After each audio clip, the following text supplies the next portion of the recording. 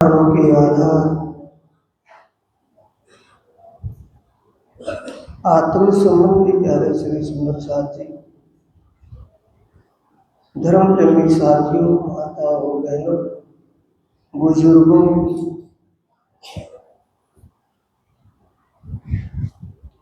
पारब्रह्म परमात्मा की असीम कृपा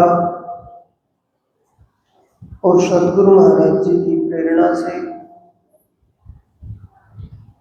आप इस पावन नगरी में ये साप्ताहिक जागरण शिविर चला हुआ है, जिसके आज 6 दिन पूरे हो गए हैं। कल को साप्ताहिक पारायण जो रखे हुए थे उनकी पूर्णाहुति और ब्रह्म ज्ञान की आखिरी चर्चा होगी। इस बीच में आप धर्म प्रेमी सुंदर साथ ग्रामवासियों को जो ब्रह्म ज्ञान चर्चा का रस स्वादन मिला, ये आपके जीव का सौभाग्य रहा। यही विशेष कीमती समय रहा है। आत्म की जागृति के लिए और जीव की अखंड मुक्ति के लिए ये ब्रह्म ज्ञान की अति आवश्यक है, महत्वपूर्ण है। इसके अलावा दूसरा कोई और रास्ता नहीं है।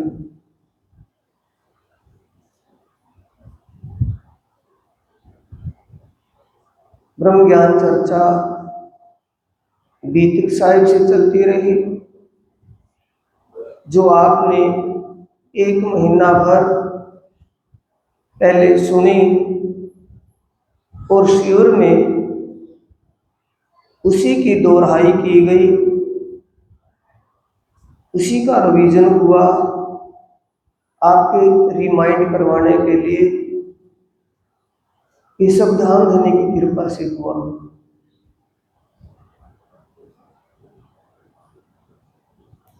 अब की चर्चा है ब्रह्मवाणी के श्रृंगार ग्रंथ प्रकरण 4 में से है, जो आपने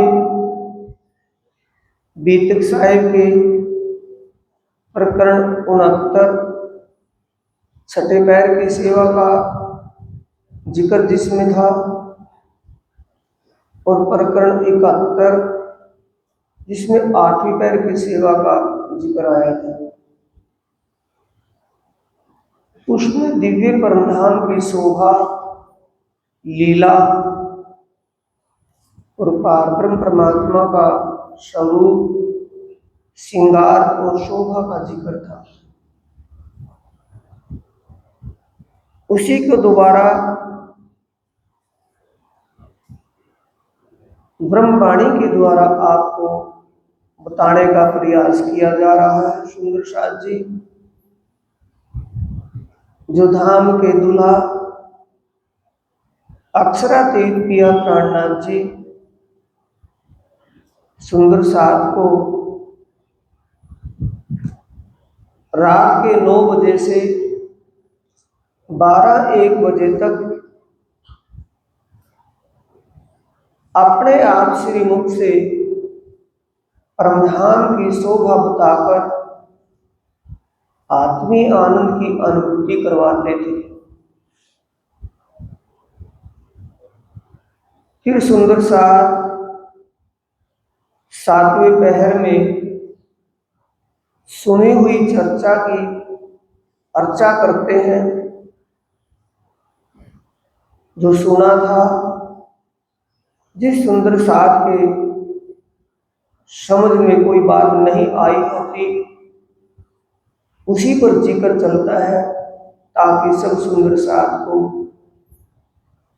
उस परमधाम की शोभा और लीला का ज्ञान हो जाए। 8वें पैर में फिर चितुनी का समय हो जाता है। 3 से 6 फिर चितुनी के लिए सुंदर साथ तैयार होकर के बैठते हैं और ध्यान चितुनी करवाई जाती है। शाम के वक्त भी और रात, पिछली रात भी ध्यान चितुनी करवाई जाती है। परमधाम की चर्चनी सुनाकर, चर्चा करके धाम धनी स्वयं ये कार्य करवाते हैं। चितुनी में सुंदर साथ जी परिक्रमा ग्रंथ के प्रकरण 4 में चौपाइयां आई है। 19 और 20वीं चौपाई है प्रकरण 4 में। फेर सूरत साधिए, धनी चरित्र सुख चैन,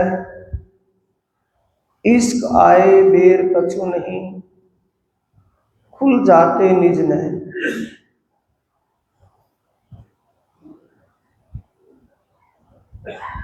फेर स्वरूप जो निरखिए, वस्त्र आभूषण श्रृंगार, फेर मिलावा मूल का, फेर देखो मनवा।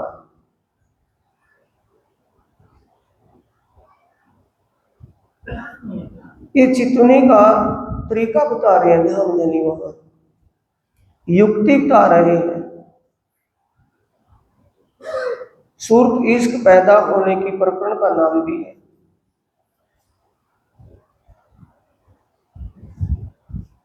जब परमधाम के किसी भी पक्ष 25 पक्षों में 7 परिक्रमाओं में जहां की भी शोभा का आप ध्यान करें, चलती चाल से नहीं, वहां की शोभा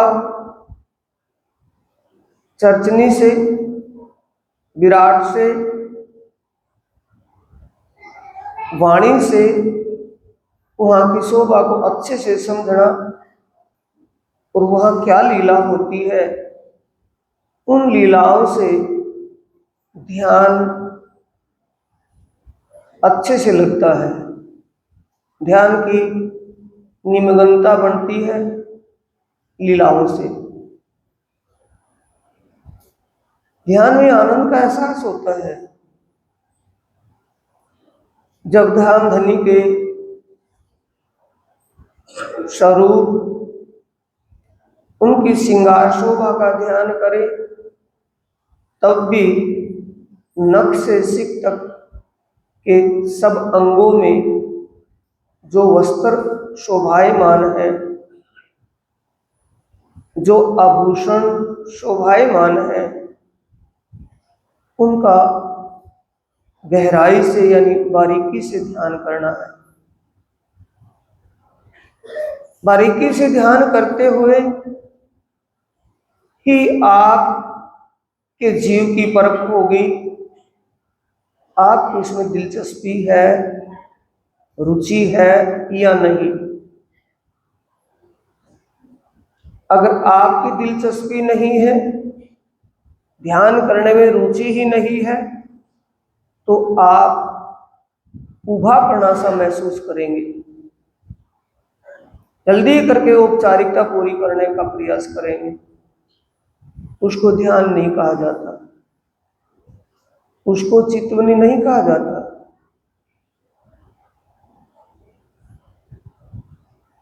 जब मन विषयों से हट जाता है, मन में दूसरा कोई विषय नहीं रह जाता, उस स्थिति को ही ध्यान कहा गया है।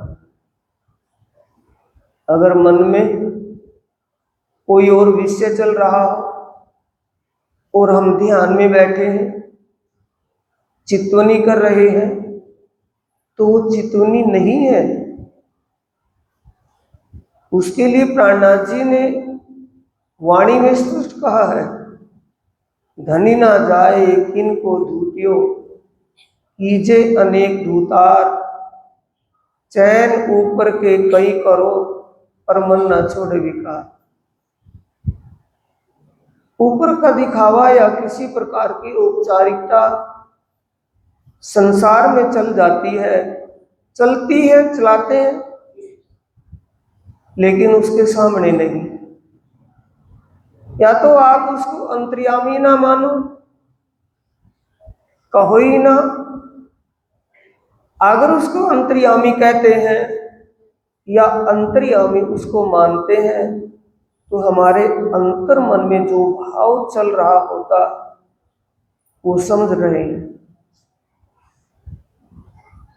इंसान से प्रेम चल जाता है, होता है, लेकिन उनसे प्रेम नहीं हो पाता। इसलिए वाणी में प्राणनाथ जी ने श्रृंगार ग्रंथ में प्रकरण 4 में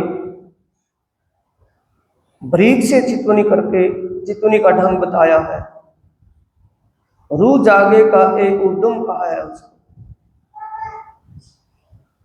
वस्त्र भूषण हक के आए हृदय जोकर, पार ब्रह्म परमात्मा फेर फेर स्वरूप जो निरखी, वस्त्र आभूषण श्रृंगार, फेर फेर स्वरूप जो निरखी।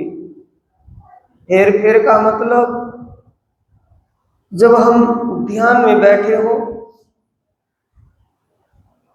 ध्यान की उस स्थिति में ध्यान की निमग्नता में हमारी सुरता जा रही हो, सुरता ध्यान की गहराई में जा रही हो, और वहां मन अपना रूप धारण करके दिखाए, मन विचलता करे, सुरता कहीं और तरफ साइड पकड़ जाए, चली जाए, तो वहां से रोक कर फिर दोबारा अपना ध्यान, अपना चित्त, अपने सुरता उसी शोभा या उसी लीला, उसी अंग, उसी श्रृंगार में वहीं से लगाए।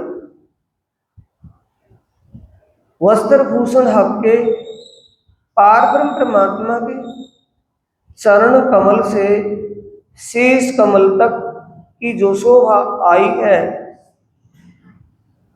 उसमें जो वस्त्र जिस अंग में जैसे आए हैं, आभूषण जिस अंग में जैसे आए हैं, वो शब्दों में यहाँ के आधार पर प्राणनाथ जी ने बताया है।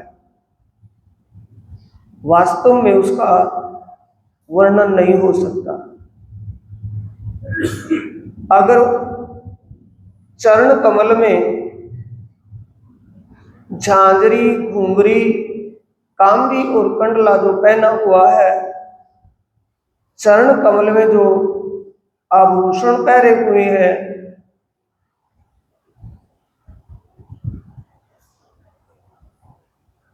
एक नग में अनेकों रंग चमकते हैं।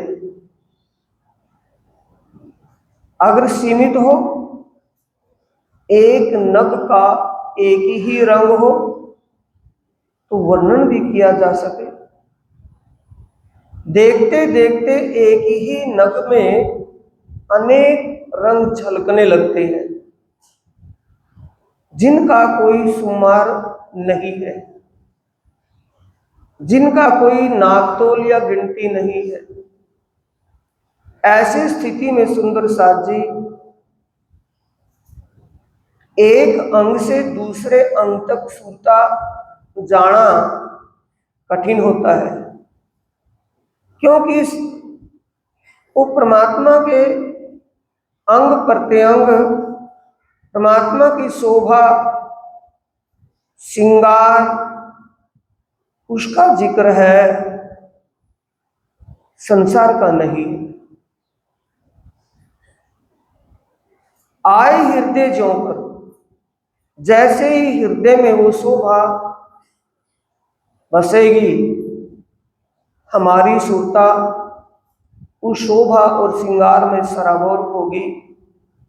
क्यों शोभा सहित आत्मा उठ खड़ी हुई बराबर। पर आत्म का भाव लेकर के ही ध्यान किया जाता है सुंदर सा। पर आत्म लेके बिल से संग कसम, वाणी स्पष्ट कर रही है। पर आत्म के भाव में विभोर होकर जब हम अपने प्रियतम उस पारब्रह्म परमात्मा की शोभा का ध्यान कर रहे हों,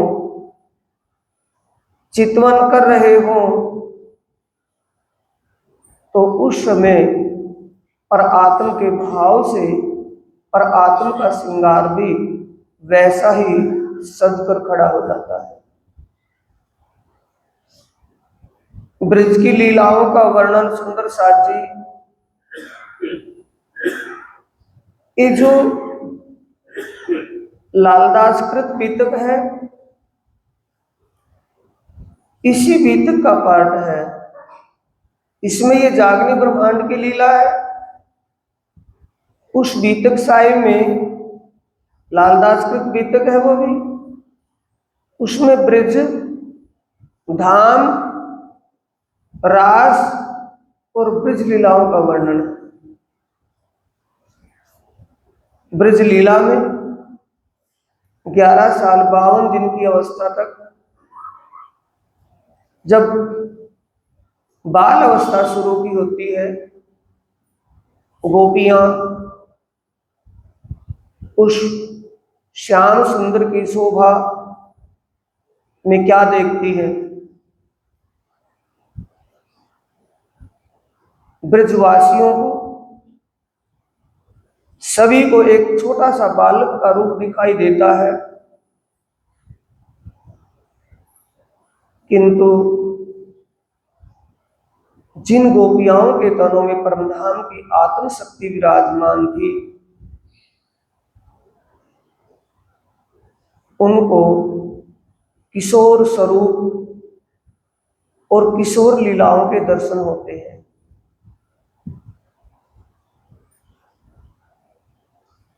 ऐसी झपक लग जाती है तो उस बालक के प्रति गोपियाओं का स्नेह बेशुमार बढ़ जाता है। कोई गोपी ये विचार करके कि मैं उस बालक को यानी श्याम सुंदर को अपने घर ले जाऊं और वहां खूब मन भर के खिलाऊं तो ज्यादा अच्छा रहेगा, ये विचार करके गोपी उस बालक श्याम सुंदर को और सखियों की आंख बचाकर, नजर बचाकर उसको अपने घर ले जाती है।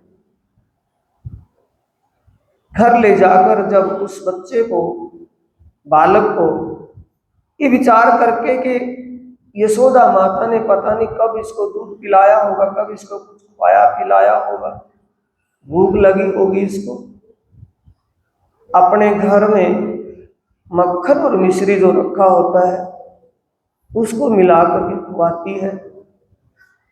घर में जितना मक्खन रखा था वो सारा ही खुआ दिया, लेकिन वो बालक श्री कृष्ण जी खाने से मना नहीं, सारा खा लेती है।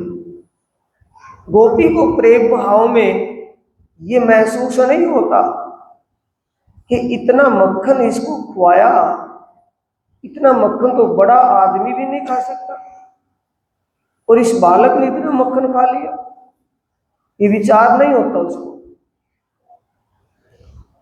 फिर विचार करती है कि किसी भी सखी ने, किसी गोपी ने मुझे इस बालक को लाते हुए देख लिया होगा तो वो जल्दी करके आएगी दौड़ करके और इसको फिर ले जाएगी, मैंने तो अब तक इसको खिलाया भी नहीं।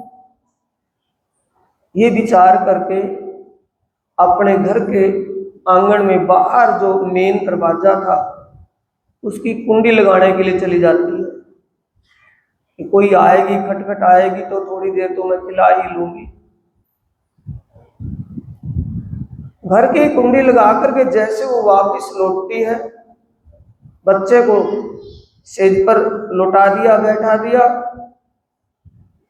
तो जब वापस देखती है तो किशोर स्वरूप में बैठा दिखाई देता है और अपने स्वरूप को, अपने तन, अपने वजूद को देखती है तो अपना स्वरूप भी श्रृंगार सजा धजा किशोर स्वरूप में दिखाई देता है।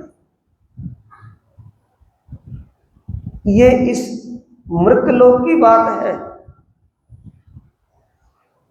ऐसी लीला जब वो मृतलोक में दिखा सकते हैं, वो तो अनजाने में रहा और वाणी से, इस इल्म से उनसे हमारा क्या संबंध, ये जानकर उनका स्वरूप, उनकी श्रृंगार शोभा कैसी है, ये जानकर जब ध्यान चिंतन करेंगे, पर आत्मा का भाव दिल में लेकर, उसके लिए कहा है क्यों शोभा सहित आत्मा उठ खड़ी हुई बराबर। तब आत्मा का भी श्रृंगार और शोभा अपने धनी के समान बन जाते हैं, अपने पर आत्म का भी उसको साक्षात होने लगता है। प्रीतम का तो होगा क्योंकि जिसके ध्यान में डूबी है। सुपने सूरत पूरन रूह हृदय आई सुखान। सुपने सूरत पूरन, स्वप्नमयी संसार में रहते हुए ही, स्वप्न के तन के माध्यम से ही रूह हृदय आई सुभान, आत्मा के हृदय में अपने प्रीतम पार ब्रह्म परमात्मा की शोभा झलकने लगेगी। ये युक्ति किसकी बता रहे हैं? ध्यान की, कि परमात्मा का ध्यान कैसे करना है, चितवनी कैसे करनी है, औपचारिकता के लिए नहीं, साक्षात का भाव लेकर के, कि साक्षात्कार करना है, उसका दर्शन पाना है। सुपने सूरत पूरन रूह हृदय आई सुभान, तब निज सूरत रूह की उठ बैठी परवान। दूसरी चौपाई में भी यही भाव आ रहा है, तब निज सूरत रूह की, दो आया है। निज सूरत, सुरता तो आ गई, और रूह की, पर आत्म का भाव लेने के बाद जब ध्यान चिंतन धनी की शोभा का श्रृंगार का करेंगे, तो उसके लिए कहा गया है कि जो हमारी सुरता है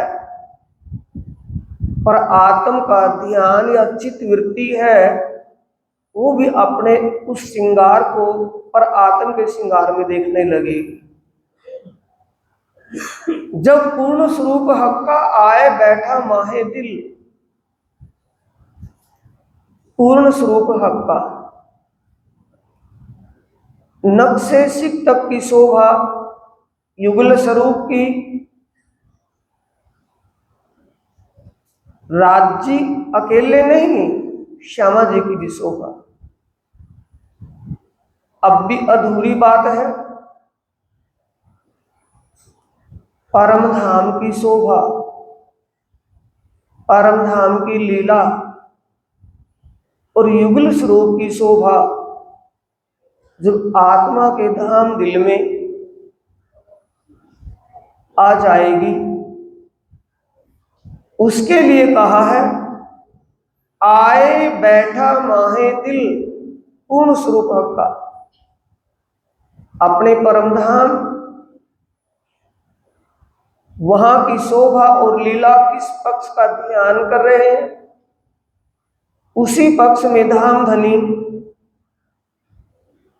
अपनी ब्रह्मंगनाओं के साथ आनंद विलास की लीला कर रहे होते हैं। निमक ना छोड़े नजर से इन ऊपर कहा कहूं अब, एक पल ना तो आप अलग होते न अपनी ब्रह्म अंगनाओं को अलग रखते, रहने देते। कभी भी अलगाव का तो नाम ही नहीं। ये जो अलगाव हुआ है खेल में, ये तो फरामोशी की नींद का अलगाव है, असल में नहीं है। और जो ये अलगाव है, इस अलगाव में, इस फरामोशी के खेल में भी वो साथ में है।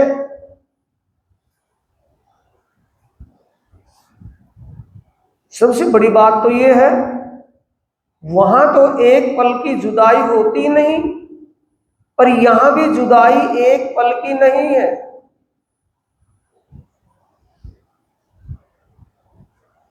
बीतक साहिब में कई जगह प्रसंग आया, गोदावरी बाई जब तेल लेकर के आती है रात को 12-1 बजे जब विश्राम में होते हैं, छोटी छोरे छोरे बातें करे बनाए मालिश करती है। उस वक्त जिक्र आता है कि हे धाम धनी, हम तो ये स्वप्न का खेल मांग करके स्वप्न के खेल को देखने के लिए आए, आप किस खुशी में आए? हमारे साथ साथ आप भी यहां उतरे हो। आपको तो यहां नहीं आना चाहिए था, हम तो खेल मांग करके आए हैं, हमें तो देखना ही था। फिर क्योंकि ये एक महिला सुंदर साथ में एक स्वाभाविक आदत होती है, बिना जरूरत की बातें शुरू कर देना, बिना बात की बातें खड़ी कर लेना। दूसरी बात क्या करती है, एक का तो जवाब अभी आया नहीं कि आपने बिहारी जी के कहने पर बाई जी का परित्याग कर दिया था। तो फिर धाम धनी कहते हैं, ये बातें अति बुजुर्ग के हे गोदावरी, जिन बातों का तू जवाब लेना चाहती है, इन बातों का जवाब परमधाम में मिलेगा। कैसे मिलेगा? कि सब सुंदर साथ कहेंगे, हे धाम धनी, आपने मेरा परिवार छुटवा दिया था, परिवार का मोह नहीं रहा था, घर छोड़ करके, बच्चे छोड़ करके निकल पड़ा था आपके साथ। आपकी ज्ञान चर्चा से ऐसा वैराग विरह बना कि घर परिवार विष के समान लगने लगा। घर छोड़ दिया, तो जैसे तुमने घर छोड़ा वैसे मैंने भी घर छोड़ दिया। किसी को मौका ही ना मिले कि हम दुखी थे, मैं भी तुम्हारे साथ हूं, तुम अकेले नहीं भेजे हो, मैं भी तुम्हारे साथ हूं। सुंदर साथ जी यहां भी वो अंग संग है। बात बड़ी है समझ की और है ईमान का काम। समझ में आ गया और ये ईमान बन गया, ये अंतर आत्मा पुकारने लगी कि हाँ, मेरे प्रीतम मुझसे दूर नहीं है। कहने से नहीं,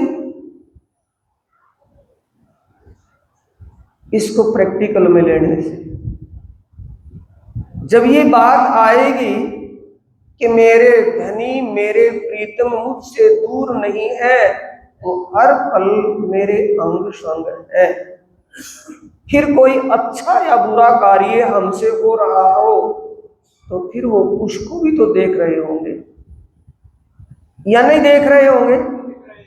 जब वो अंग संग है और हम दुनिया से पर्दा करके कुछ दुष्टाई का कार्य कर रहे हो, कुछ गलत हो रहा हो, तो क्या उस गलत की छूट दी है राम जी ने?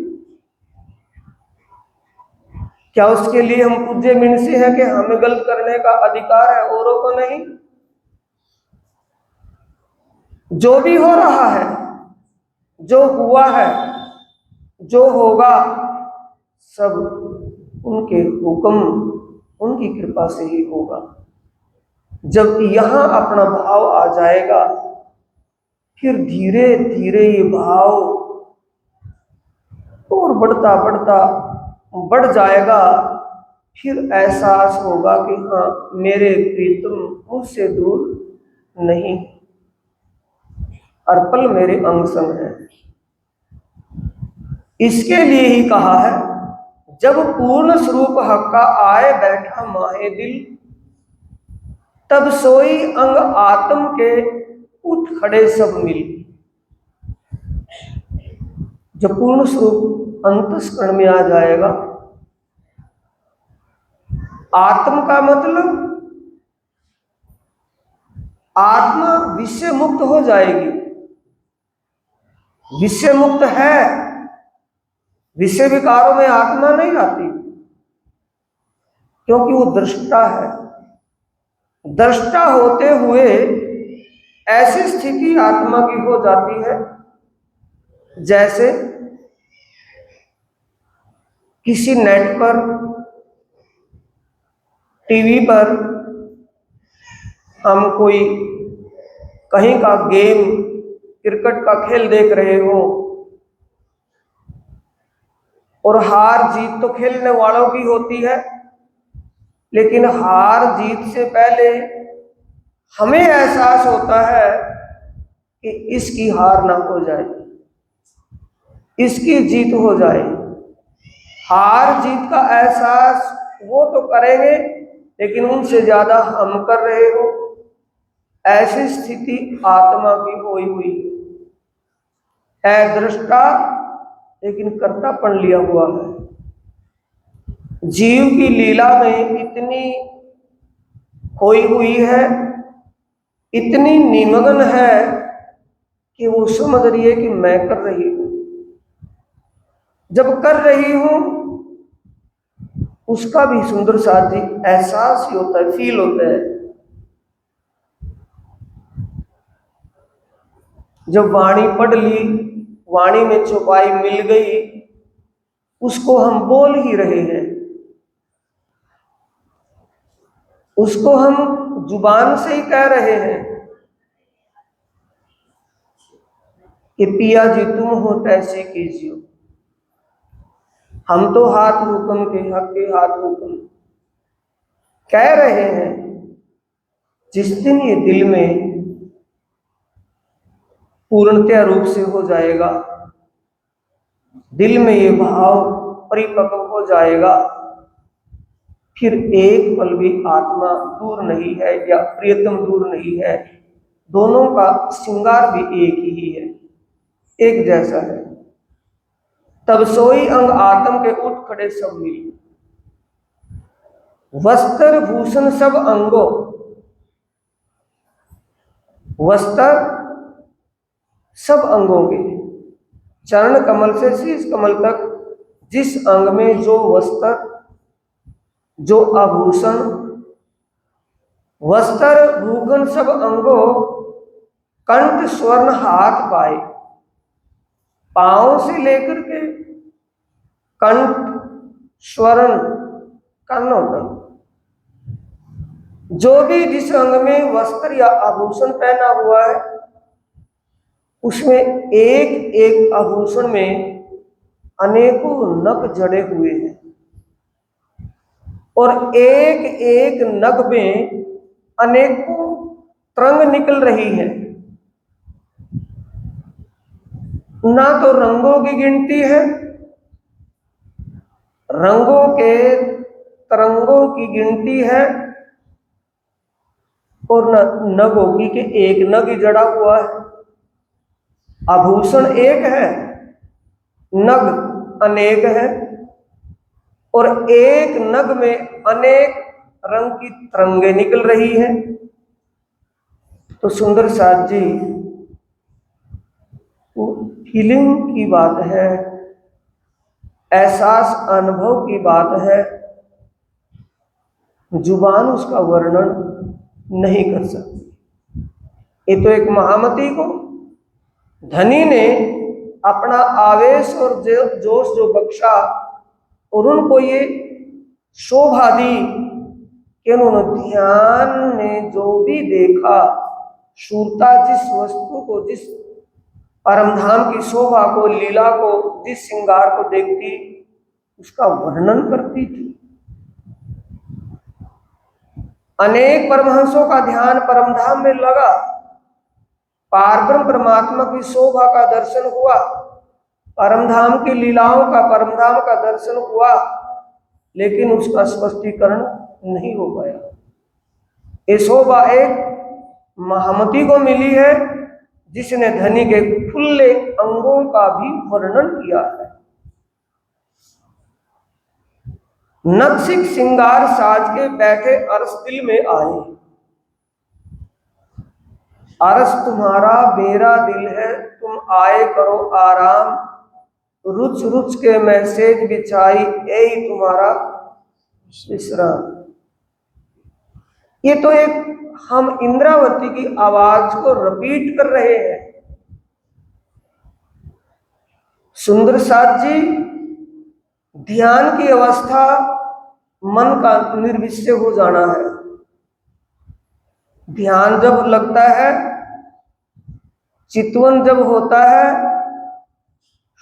जब हम हमारी एक देहात की भाषा में लो लग जाती है वहां, तो लो लगने के बाद हवा चलती रहे लेकिन लो हिले नहीं।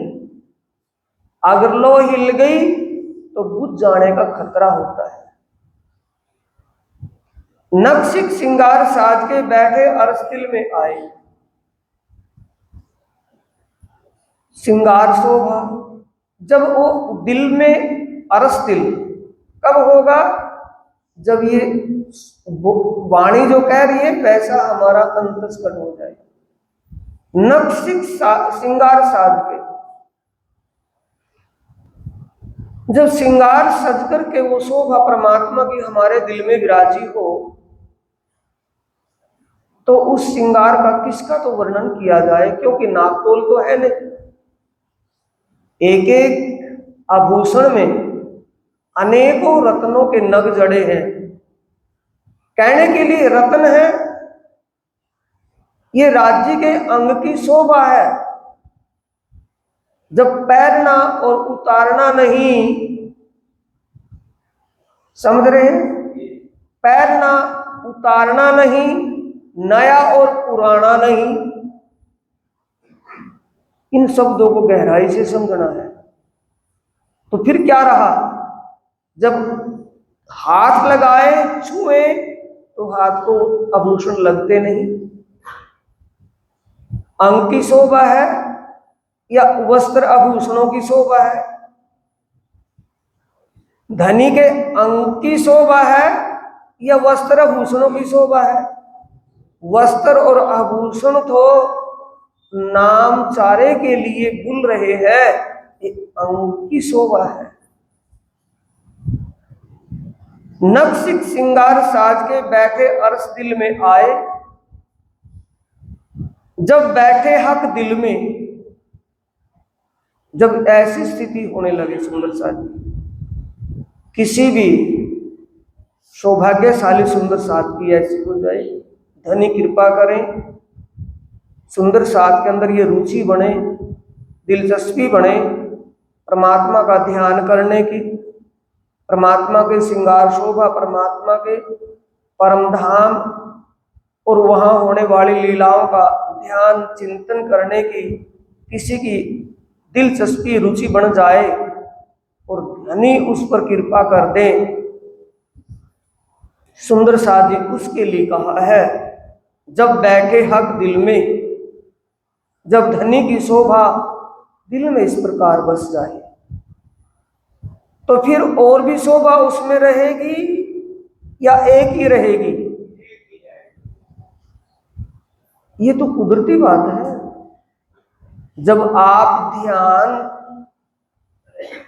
की स्थिति में हैं, ध्यान कर रहे हैं, आपकी सुरता कहीं और हो तो वहां नहीं, और वहां है तो कहीं और नहीं। एक ही जगह तो होगी। अगर दो जगह रही तो अभी मामला गड़बड़ है। अगर दूसरी जगह से हट गई, एक ही जगह अस्थिर हो गई, तो मामला सरल है। नक्सिक सिंगार साज के बैठे अर्श दिल में आए, जब बैठे हक दिल में तब रूह खड़ी हुई जान। कोई व्यक्ति सो रहा है, कोई व्यक्ति लोटा हुआ है, सो रहा है, और सोए हुए को कहे कि खड़ा हो जा भाई, समय हो गया है, खड़ा हो जा, तो वो पड़ा रहेगा या खड़ा हो जाएगा? जब सो रहा है तब तो लोटा हुआ है, जब उसको उठाया गया तो वो उठ करके खड़ा हो जाएगा।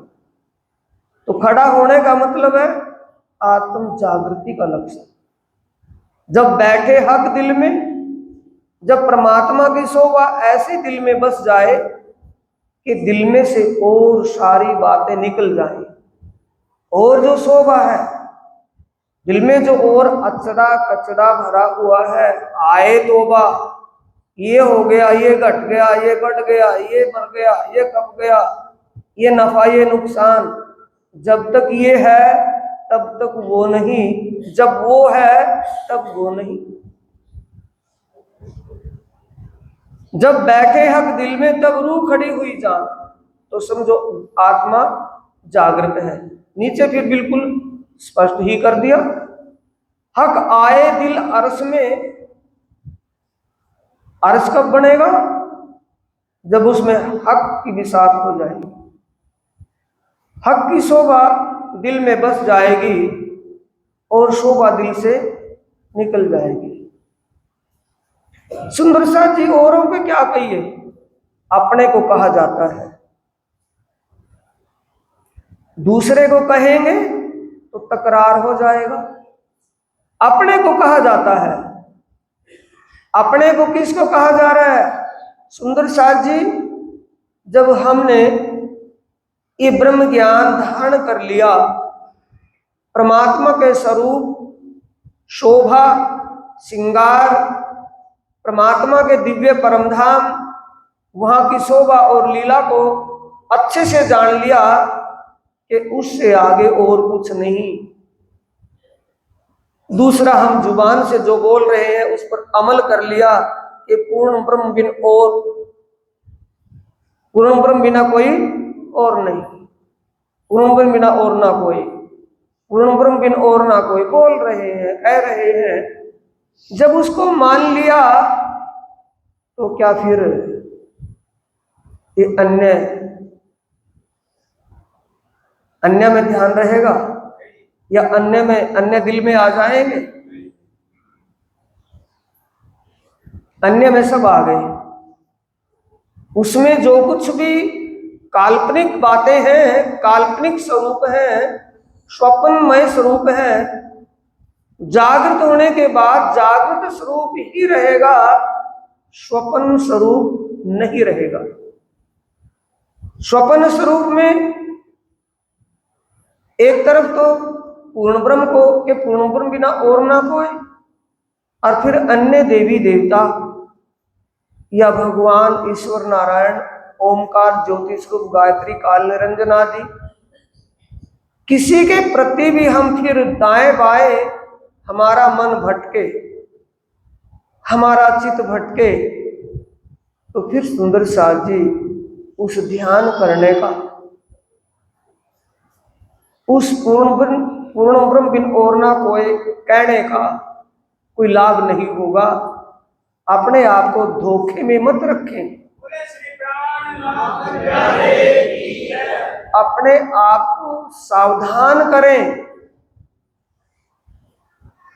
ना काष्टे देवो ना पाषाण मूर्ति च भाव वित्ते देवस्तस्माद भाव ही कारणम।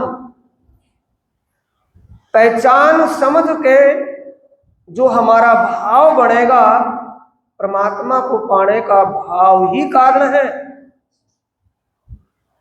जब हमने पारब्रह्म परमात्मा के स्वरूप को नहीं पहचाना, जाना ही नहीं था,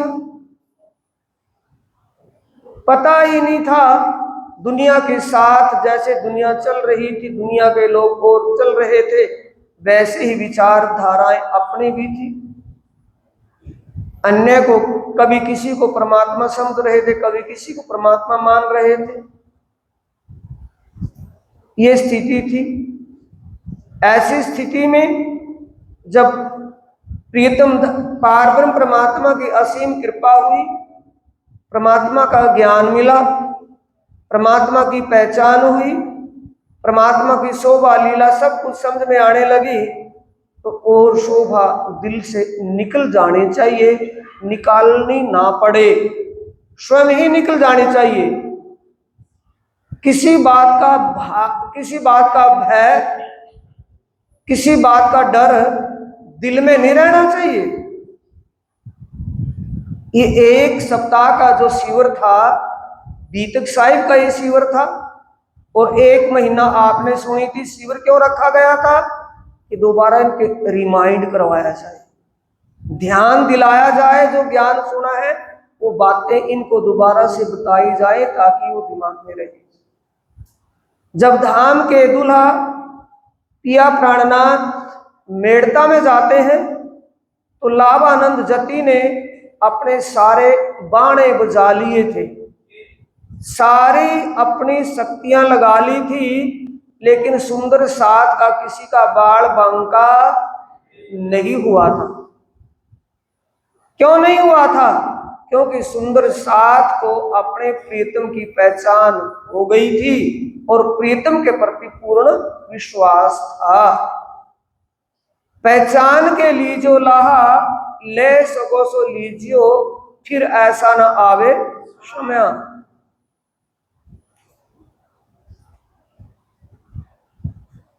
हक आए दिल अरस में, जब परमात्मा के अलावा हमारे दिल में और कुछ ना रहे।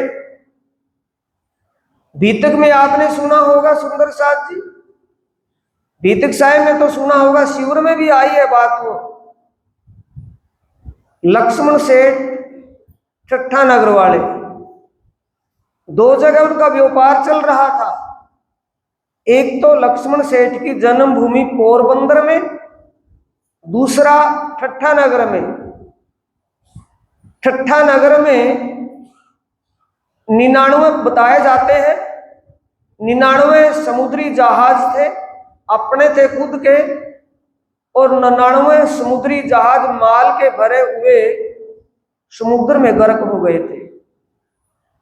माल गोदामों में आग लग गई थी।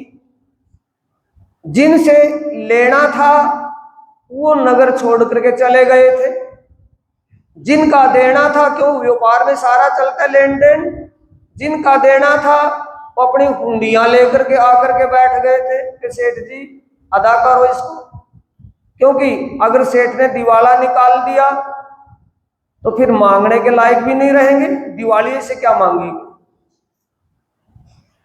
नाश हुआ था कि सत्यानाश हुआ था? कुछ तो थोड़ा बहुत बचा होगा, खाली हाथ निकलता है। तो ये किसकी बदौलत हुआ?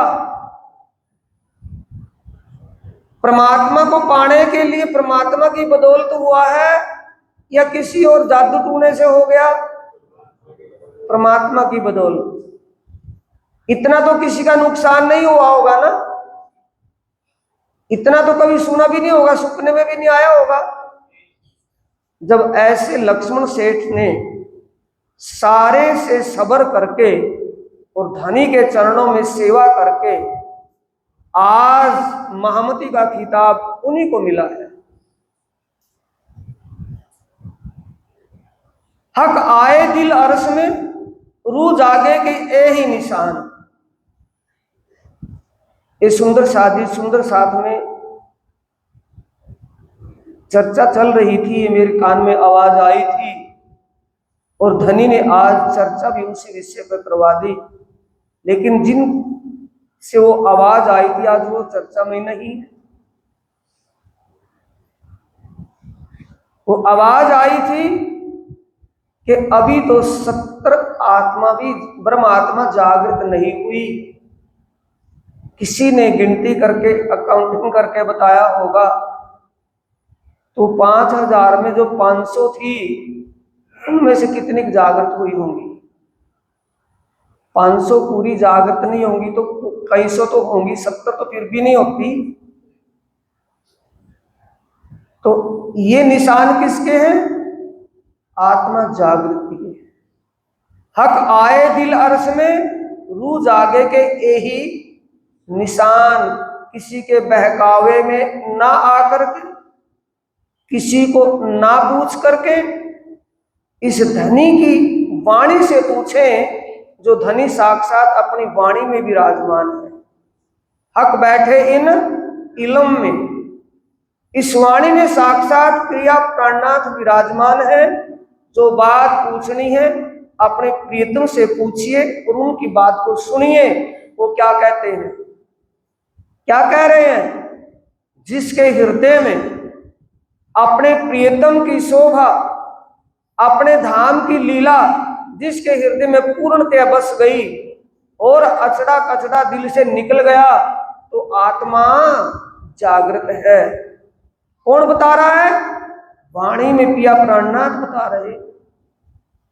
क्या पिया प्राणनाथ से ज्यादा कोई जानने वाला होगा? हक आए दिल अर्श में, रूह जागे के यही निशान। जो हक करे मेहरबानगी। सुंदर साथ जी, अभी अभी ये आवाज सुनने को मिली थी कि धनी की कृपा करे, सुंदर साथ सौभाग्यशाली कोई हो, उस पर कृपा हो, उसके अंदर रुचि बने, दिलचस्पी बने। किसकी? अपने आत्मा के सच्चे मालिक पारब्रह्म परमात्मा के स्वरूप, शोभा श्रृंगार, उसके धाम और लीला का ध्यान चितवन करने की रुचि दिलचस्पी बने। तो उसके लिए कहा है जो हक करे मेहरबानगी, किसी के ऊपर कृपा करे। धनी किसी के, ये ना समझिए कि कोई विद्वान के ऊपर, पढ़े लिखे के ऊपर, किसी विशेष के ऊपर होगी, किसी के ऊपर भी कर सकते हैं। मलियाबाद वाले जो मुकुंद दास जी थे, गाय चुगाने वाले थे,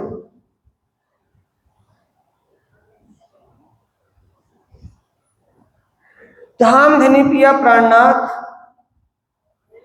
उनके घर गए और वो गाय चुगाने के लिए बाहर गए हुए थे जंगल में। उनकी माता थी बुढ़िया। घर गए तो उनकी माता ने कहा कि वो तो गाय लेकर के देर से आएंगे अभी, कि कोई बात नहीं, जब भी मुकुंद दास आए तो उनको कहना कि वो पन्ना जी आए और प्राणनाथ उनको बुलाने के लिए आए थे, पन्ना जी में जाना है। जैसे मुकुंद दास जी आए, गाय लेकर के शाम के वक्त, तो माता जी ने आते के साथ ही कहा कि ऐसे ऐसे एक प्राणनाथ आए थे और वो कहते थे कि मुकुंद दास जी को पन्ना भेज देना। कि माता जी कहने में तो ना चूक हो गई हो आपके, कौन आए थे? कि प्राणनाथ। कि माता प्राणनाथ आए थे? कि हाँ। कि फिर मैं इस घर में क्या करूंगा? जब मेरे प्राणनाथ मुझे बुलाने के लिए आए हैं तो मैं उनके चरणों में ही जा रहा हूं। गाय छोड़ करके जो कहते हो निकल पड़े। निकले, चले चले जब थक गए तो जंगल में एक पेड़ के नीचे पड़ करके वो आंख लग गई। झपकी सी लगी तो आवाज आई कि तुझे पन्ना जाने के लिए कहा था कि यहां सोने के लिए कहा था। ये आवाज एक स्वप्न सी अवस्था में, ना जागृत और ना नींद अवस्था, अधनिद्रासी में ये शब्द सुने, उठ करके बैठ गए। बैठ करके सोचने लगे कि ये जंगल में आवाज किसने लगाई है। जब इस विचार में खोए हुए थे तो दोबारा आवाज सुनी कि आंखें बंद करो और पन्ना की तैयारी करो। अब पन्ना को जानते थोड़ी थे वो पन्ना कहाँ है। अब जैसे उन्होंने आंखें बंद करी तो पन्ना में बंगला दरबार के सामने गली में खड़े दिखाई दी और बंगला से आवाज आ रही। जो आवाज जंगल में सुनी थी वो आवाज वहां बंगला मंदिर से सुन रहे थे। आवाज समझ ली कि ये वो ही आवाज है जो जंगल में कह रहे थे कि तू पन्ना जाने के लिए चला था या सोने के लिए चला था। अंदर गए। उस वक्त धाम के धनी पिया प्राणनाथ बंगला मंदिर में अपने तख्त सैया पर विराजमान थे। दोनों तरफ चिलमची रखी रहती थी कुल्ला करने के लिए। पानी का कुल्ला करना है, थूकना है तो चिलमची में। तो चिलमची में जैसे उसमें पहले पानी कुछ कचरा था उसको उठा करके दूसरा साथी जो सेवादार बैठे थे वहां, वो सेवादार उसको उठा करके बाहर साफ करने के लिए लेकर के निकला। दरवाजे में मुकुंदास जी थे कि ये सेवा मैं करके ले आऊंगा भाई।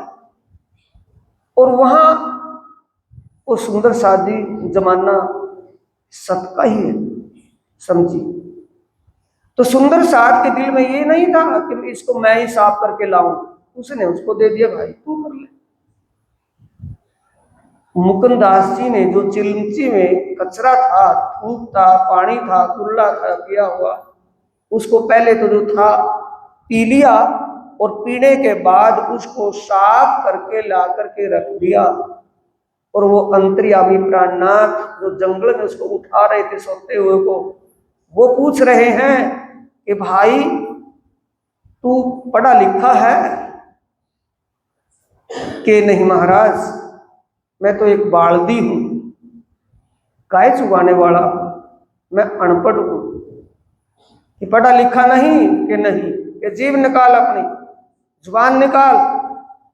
जीभ निकलवाई और जीभ पर अंगुली से श्री लिख दिया। जब श्री लिख दिया तो कोई मुकुंदास एक विशेष विद्वान, और विद्वान तो ज्ञान के अहम में होता है, जागनी भी विशेष उनकी। सुंदर साथ जी ये धनी कृपा करें, 5 वर्ष की बालिकाएं भट्टाचार्य से जो शास्त्रार्थ करती हैं, भट्टाचार्य सबसे पहले वो 5 वर्ष की जो 5 बालिकाएं बाहर मंदिर से बाहर गली में खेल रही थी उनसे मिलती हैं। भट्टाचार्यों की आवाज को सुनते हैं कि ना ईश्वर ना मूल प्रकृति, तादिन की कहूं आपा बीती। ये सुनकर के गदगद हो गए कि ये कौन है, ये कहां से सुना इन्होंने कि ना ईश्वर नारायण भगवान थे, ना मूल प्रकृति थी, कुछ भी नहीं था। जब उन 5 वर्ष की बालिकाओं को धनी अपनी कृपा से वो ज्ञान बख्शते हैं तो सुंदर साथ जी उनकी कृपा का पता नहीं किसके ऊपर क्या कृपा कर।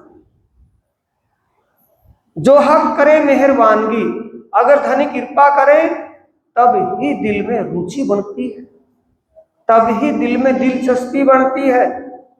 दिन रात वाणी को पढ़े जाओ, दिन रात चर्चनी को पढ़ते रहो, दिन रात कुछ भी करते रहो, जब तक रुचि नहीं वैराग नहीं बनेगा। और वैराग बन गया, विरह बन गया, वैराग हो गया तो इल्म भी पीछे हट जाए। वैराग में जाने के बाद प्रेम का दरवाजा खुल जाएगा। जो हक करे मेहरबानगी तो इन विध होए हुक्म, धनी की कृपा होती है, एता बल रू तब करे। ये कोशिश, ऐसा प्रयास आत्मा कब करती है? जब उठाया चाहे कसम, जब धनी किसी भी आत्मा को जागृत करना चाहते हैं तो सुंदर साथ जी उसके अंदर दिलचस्पी, रुचि, रुझान, अपने धनी का ध्यान, चिंतन, वाणी, मंथन उस तरफ हो जाता है।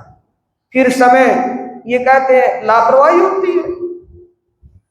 कोई कहे कि मेरे पास समय नहीं, जब उसके श्वास 21,600 श्वास 24 घंटे में गिनने को उसको मिल रहे हैं, दूसरे किसके उधारे लेगा?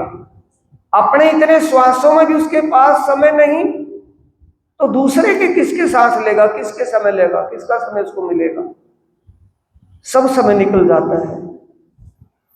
जब संकल्प लेते हैं, हर उस भैरव सेठ की क्या भैरव सेठ में क्या विशेषता थी? संकल्प का पक्का था, दृढ़ संकल्प लिया, और ऐसी स्थिति का इंसान तीसरे दिन जागृत हो जाता है। 3 दिन की चर्चा सुनी, 3 दिन का मतलब बैराट को समझाया। बैराट समझते ही पता चल गया कि ये साक्षात ब्रह्म स्वरूप है, पार ब्रह्म की लीला बताने वाले ये पार ब्रह्म है, आम कोई इंसान या गुरु जी नहीं है। ये भैरव सेठ के अंदर बात आ गई। श्री महमद हुक्मे कहत हैं, जो होवे अरस अरवाए, धाम धनी कह रहे हैं, जो दिव्य परमधाम की आत्मा हो, इसको भी छोड़। वो सुंदर सा तो है ही, जो अपना भला चाहता हो। महमद हुक्मे कहत हैं, जो होवे अरस करवाए, जो सुंदर साथ अपने जीव का भला चाहते हैं, हित चाहते हैं, अपने जीव को जन्म मरण से मुक्त करना चाहते हैं, अपने जीव को अमर करना चाहते हैं, उनके लिए कह रहे हैं, रू जागे का ए उदम, तोले हुक्म सिर चढ़ाए। जो हम कह रहे हैं, कौन कह रहे हैं? प्राणनाथ जी। जो आपको कहा गया है, आप इन बातों को सिरोधार्य करेंगे, ऐसा इन बातों पर अमल करेंगे, परमात्मा का पारब्रह्म परमात्मा के स्वरूप को समझकर उनकी श्रृंगार शोभा, उनके दिव्य परमधाम की शोभा और वहां होने वाली लीलाओं का ध्यान करेंगे, तो आपके जीव का उद्धार हो जाएगा, आपका जीव सदा के लिए अमर हो जाएगा और आत्मा जागृत हो जाएगी, आत्मीय आनंद की अनुभूति करने लगेगी। किससे?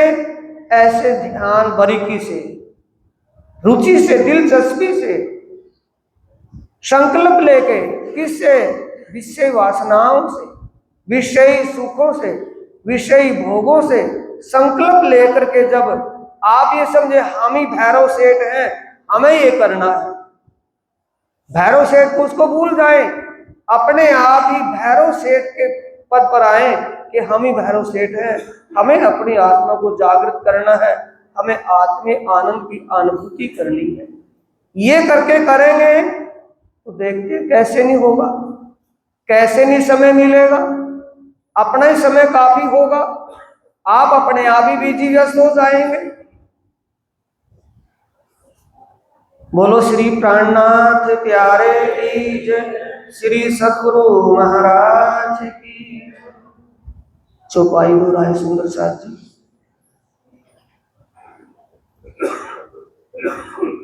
श्री महमद हुक्मे कहत हैं, जो होवे अरस अरवाए, रूह जागे का एक उधम, तोले हुक्म सिर चढ़ाए, तोले हुक्म सिर चढ़ाए, तोले हुक्म सिर चढ़ाए। बोलो श्री प्राणनाथ प्यारे, श्री सद्गुरु महाराज।